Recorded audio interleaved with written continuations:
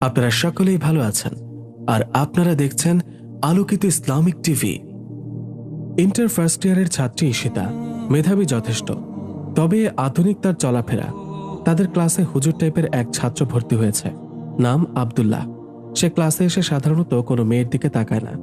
ঈশিতা যথেষ্ট সুন্দরী, তবু একবারও ভালো করে তাকিয়ে দেখে না পর্যন্ত। কিছু জিজ্ঞাসা করলে আরেক দিকে তাকিয়ে বা নিচের দিকে তাকিয়ে জবাব দেয়। ধীরে ধীরে তার উপর ঈশিতার রাগও খুব চরমে ওঠে।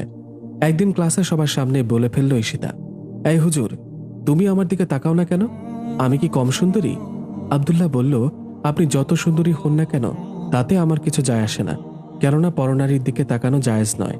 এটা আমার আল্লাহর হুকুম। আর আপনি যে সৌন্দর্যের লোভ দেখিয়ে আমাকে ডাকছেন তাকে আমি প্রত্যাখ্যান করছি ওই আল্লাহর জন্য, যে আপনার চেয়েও সুন্দর সুন্দর জিনিস সৃষ্টি করেছেন। ঈশিতা বলল, দূর যত সব। একদিন বাংলা পিরিয়ডে